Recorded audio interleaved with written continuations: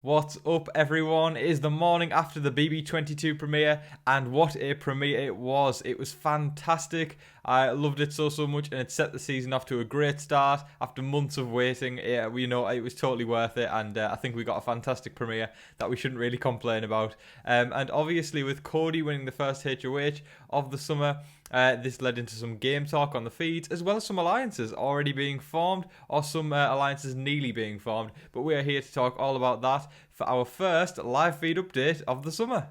First things first, I'm going to outline some of the alliances that look like they are forming already, and then after I've outlined a lot of them, we will go into depth on each one and discuss the game talk that they've been talking about, and what their plans are for the upcoming days of the game. Obviously, the nominations have not been made yet, but a lot of the game talk is going to obviously influence into what happens. Obviously, it's only night one, but still a hell of a lot of game talk happened on night one. So we'll dive right in and talk about the alliances that are looking to be formed already. So we've got Danny Donato and Nicole Franzel. We've got Ian Terry and Nicole Franzel. We've got Kesa and Nicole Anthony. And we've got Cody and Tyler. So there we go, guys. That's already 4 sort of duos that are forming there, and I'm sure there's plenty more that maybe we didn't see on camera, because obviously the feeds try to cover as many people as possible, but I'm sure they're in different rooms, maybe forming something. Who knows? But they're the 4 main ones that we've seen. Nicole Franzel looks to be in a great position. I think she's doing well. The fact that she's a winner, she's consolidating some relationships with people to ensure that she's not an early target. And same goes for Ian Terry, already making sure he's got a bond with Nicole. I think that was an alliance waiting to happen. The winners had to work together, obviously, because they've got huge targets on their back. But, and with Cody and Tyler, that's definitely a runners-up alliance going on there. And Kesa and Nicole did a bit of bonding in the storage room, but that's just your outline, and we'll dive right in and talk in more depth right now. So Danny Donato and Nicole Franzel, as I outlined, are the first sort of duo that's forming of the season. And they sort of got talking, and they were very vocal for the first night. I was quite surprised. They believed that Bailey could be problematic due to her opinionated personality, is what they said. And also Nicole Franzel she said that she needs to make amends with Dave Vaughn to make sure that there's no chip on her shoulder so that she can move further in the game. So I think, I was surprised at Danny Donato and Nicole Franzel duo, because, I didn't expect them to work together. However, it's All-Stars, so they're already gaming on night one, and for that I've got a lot of respect for them. They also discussed about how they thought Tyler was taken aback that Casey was not there, and the same goes for Christmas. I think Christmas believed that Josh was going to be in the All-Star cast, so I think she believes that Tyler and Christmas are in a bit of shock there, but nothing too much. But I think they're definitely 2 players to look out for as well this summer. That's pretty much all with the talk we had from Danny and Nicole Franzel. They also briefly discussed Nicole Anthony and said that Nicole was surprised that CBS had actually put in Nicole Anthony, because she thought because herself, Nicole Franzel, was in, I think she thought they wouldn't put another Nicole in, which I didn't really like that, because I just think, just because your name's Nicole doesn't mean you get full entitlement. I think, Nicole Anthony deserves a spot just as much, if not more, than Nicole Franzel.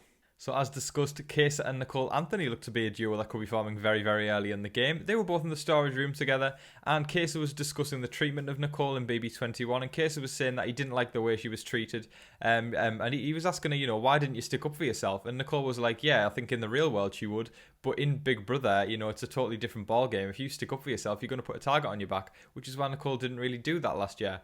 But Kesa had massive respect for Nicole, and Nicole also had massive respect for Kesa. They're both very level-headed people, very calm, and they're not argumentative either. And for me, I was so stoked to see that sort of alliance forming, because Nicole Anthony and Kesa are 2 of my favourite house guests this season, and if they work together and it benefits their game, I'm totally game for that, because I think they're both fantastic players, and I really hope to see them both make it far in the game. I will also say that I feel like Nicole definitely does need protection in the first couple of weeks, because I do remember Danny Donato and Nicole Franzel briefly discussing the fact that Nicole Anthony had reached out to them on Instagram and DM'd them to be on her podcast, and Danny and Nicole Franzel had both ghosted Nicole Anthony, which is quite sad, really.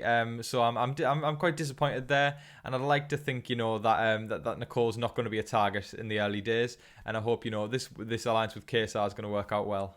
Time to talk about our two winners in the cast now, and it's Ian Terry and Nicole Franzel. They got discussing in the fact that they definitely believe they need to work together, and I think we all saw this alliance coming. I think we were all anticipating it very, very much so. So it's official. Nicole Franzel and Ian have formed a winners alliance, and they were sort of just talking about some people that they like, and who they could incorporate into their alliance potentially, or who they could liaise with or work with. So Nicole Franzel brought up the fact that she really likes Memphis, so she thinks Memphis would be a great shot for them to work with. And then Ian went on to talk about how he really likes Kevin, and he also likes Nicole Anthony as well. So again, I think Nicole Anthony is looking to be in a good position. She's making quite a few bonds, but at the same time, Nicole Franzel is playing a great social game already. She seems to have a lot of connections. It's the Nicoles that are doing very, very well socially already. And I don't really see them being targets, because with Cody winning HOH, they did also briefly discuss, Ian did ask Nicole Franzel, how are things with you and Cody? And Cody said, Nicole Franzel said that things were brilliant, and also that they've got a tremendous amount of respect for each other. So I don't believe Cody would put Nicole Franzel up. I think it would be a bad move for the fact that they've already got that bond that they were on BB16 together, and for sure I think Derek probably had something to do with them pre-game and probably creating some sort of tight packed alliance with them there. But for sure I think Nicole Franzel's safe this week. I don't think Cody's going to put her up. Cody and Tyler are another duo that seems to be forming very, very early in the game as two of the strongest runners-up of all time.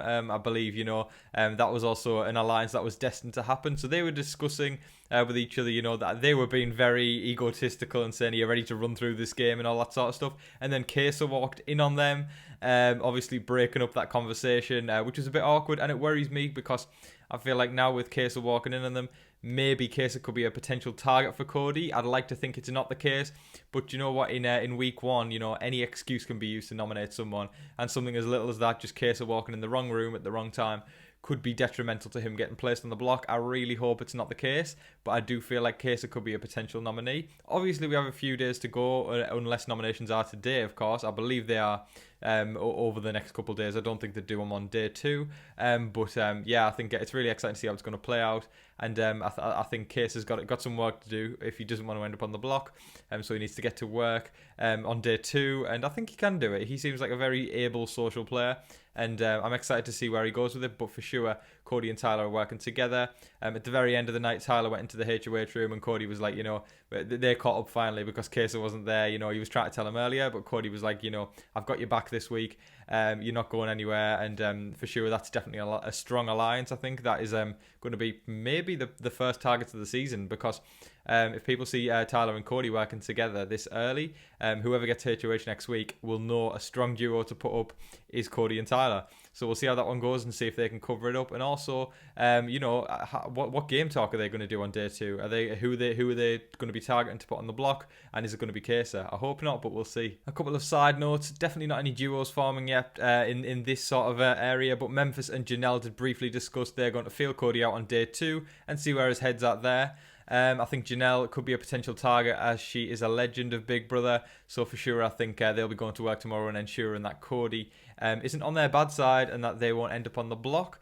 Obviously, Janelle and Kesa had a quick conversation as well, being a legendary BB duo. They're known for their friendship, and they both acknowledged straight away, that they shouldn't really be seen together very often because people will think for sure there's some sort of alliance going on there. Whereas if they're aware quite a lot of the time and they can meet up in secret to discuss things, I think they could make it a lot further. But they need to keep that target off their back by not staying towards each other, and I think it's great that they acknowledge that straight away and are trying to keep away from each other. That is pretty much it for Game Talk on night 1, guys, but what an evening it was, and I can't wait to see what unravels on day 2. I'm so stoked to see where the game's going to lead. I'm just extremely excited to see where Cody's going to go with his nomination. So my question to you guys is leave a comment in the bottom. Who do you think Cody will nominate, and who do you want Cody to nominate? Let me know in the comment section below, and if you haven't already, hit the subscribe button, because I'll be covering Big Brother all season long, all major updates and everything like that. You'll see me covering it, and I can't wait to do lots of Big Brother content. I really love doing it, and I love chatting with you all in the comments section, everything like that, and support's been brilliant. So guys, I'll say it again, please subscribe if you haven't already, and don't forget to like, share, comment, and subscribe. But besides that, guys, until the next update, I've been your host, Tom Vasey. Good night.